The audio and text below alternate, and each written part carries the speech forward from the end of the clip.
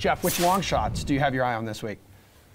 You know, there's not a ton of long shots I feel great about. Again, we just see these sort of more elite winners here. They tend to be at Muirfield Village in the Memorial. I do like Aaron Wise quite a bit this week. He's at plus 8,000.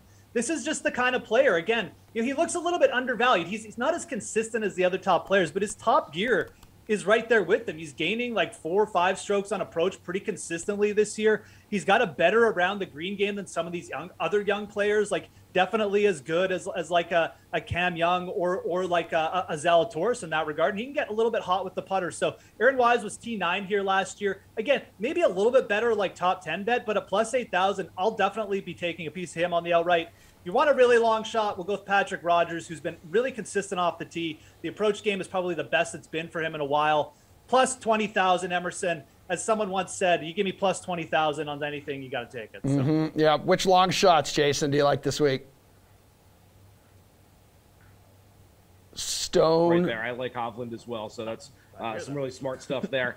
I'm not going too deep in the long shots this week. If you look back over the last quarter century, granted, Tiger won, 20% of these things, but really only a little blip in 2015 and 16 with David Lingmerth and Will McGirt. But this is not one where the long shots usually triumph on Sunday.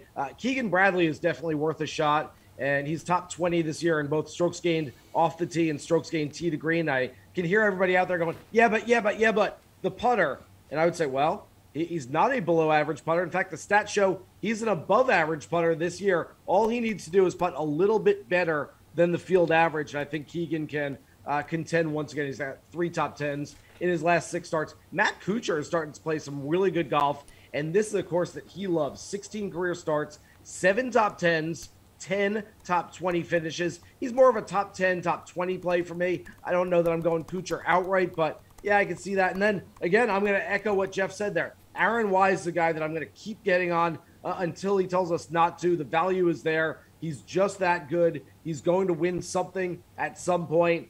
And I've got Patrick Rodgers as one of my favorite long shot plays this week as well. Really like him in DFS. Again, is a 200-to-1 shot going to win this thing? We've seen it a couple of times. I mean, it's been a long time for Patrick Rodgers, and he still hasn't won yet, but a Midwestern guy, knows this golf course. He's played well here in the past. Again, it's probably more of a top 10, top 20 type of prop play instead. But sure, again, like Geoff said, you want to sprinkle a little on 200-to-1? I'm not going to argue with that.